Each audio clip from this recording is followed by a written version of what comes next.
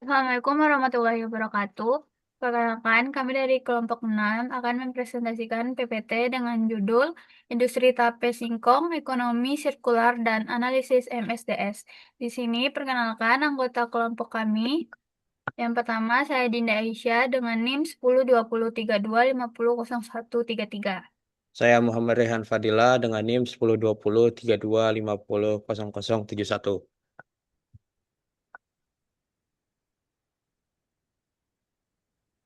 Hana Kemil. Saya Hanah Nur Faiza Asfar dengan NIM 102032500034. Saya Muhammad Rasya Ramadan dengan NIM 10203225000022.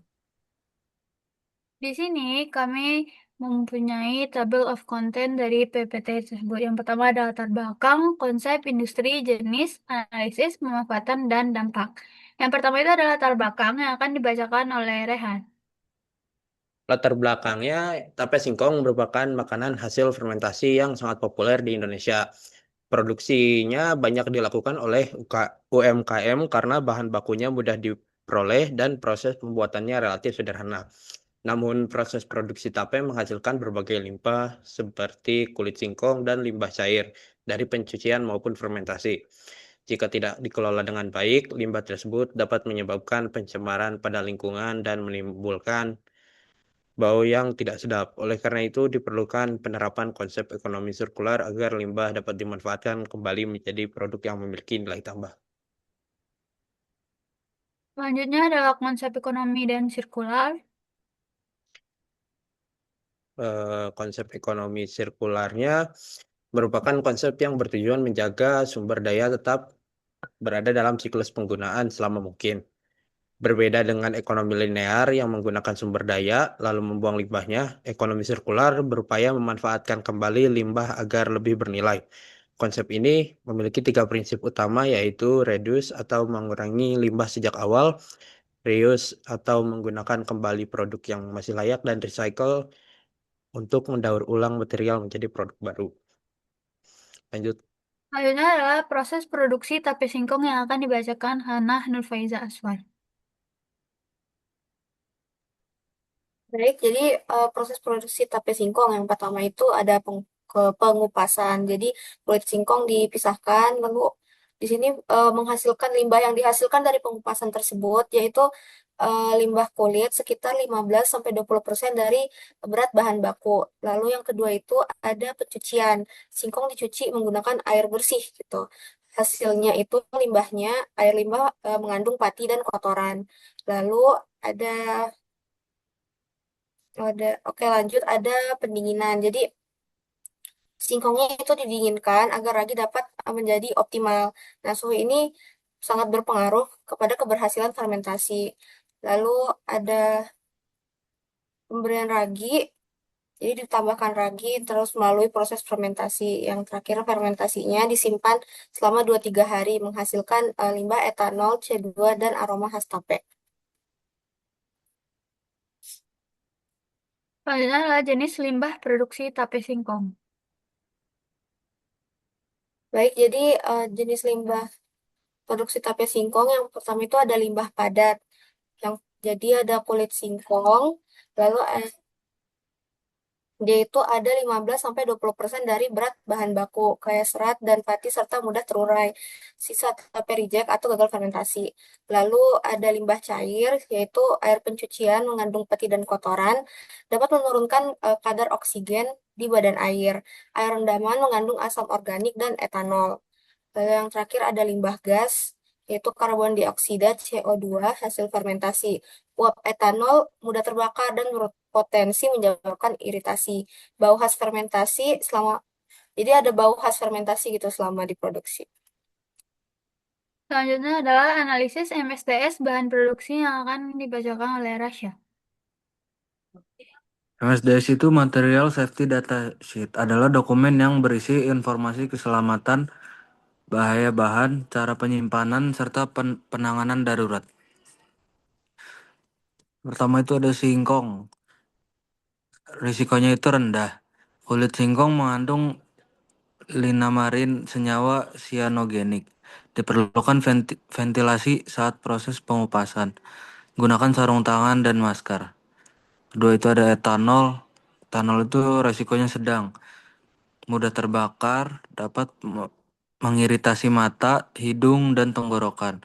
Gunakan ventilasi yang baik dan hindari sumber api.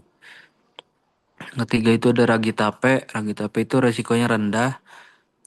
Debu ragi dapat menyebabkan iritasi mata dan kulit. Simpan di tempat kering dan sejuk. Hindari menghirup debu ragi. Dan terakhir itu ada air dan cairan pembersih. Resikonya sangat rendah. Air tidak berbahaya. Deterjen atau disinfektan dapat mengiritasi kulit dan mata.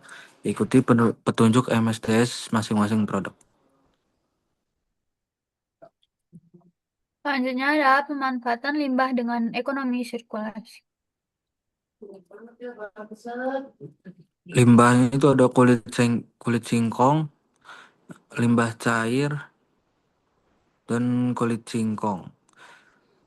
Limbah kulit singkong itu pemanfaatannya pupuk organik atau kompos, pakan ternak. Limbah cair atau tape reject itu biogas atau blow briquette melalui biodigester. Kulit singkong itu ada juga produk makanan seperti keripik.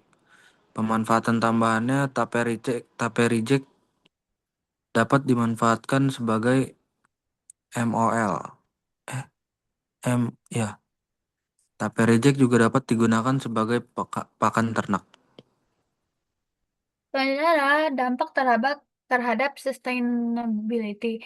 Yang pertama itu ada lingkungan. Dampak terhadap lingkungannya itu dapat mengurangi limbah produksi, mencegah pencemaran air dan udara, dan mendukung kelestarian ekosistem.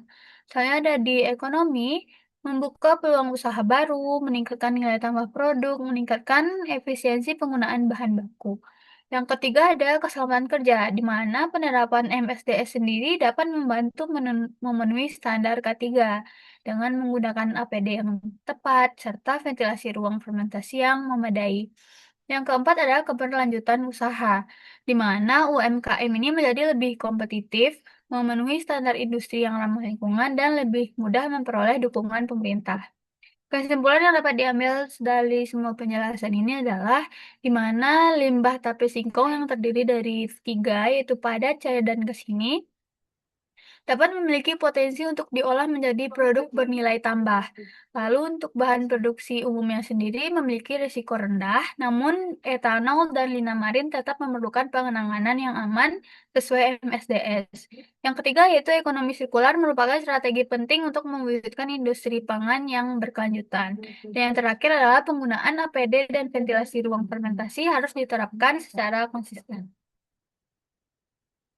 Selanjutnya sarannya yang akan dibacakan oleh teman-teman yang lain. Jadi sarannya pelaku usaha perlu terus meningkatkan inovasi produk, strategi pemasaran agar memiliki daya saing yang lebih tinggi.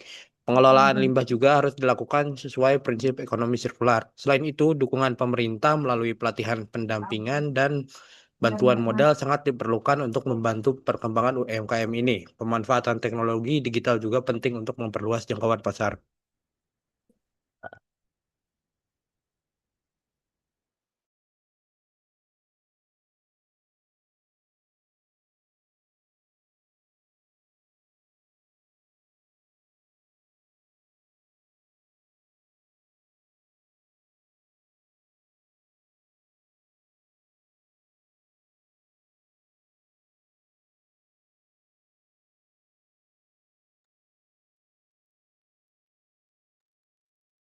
Itulah presentasi dari kelompok kami, yaitu kelompok 6. Saya selaku moderator dan teman-teman yang lain, izin pamit diri. Assalamualaikum warahmatullahi wabarakatuh. Terima kasih.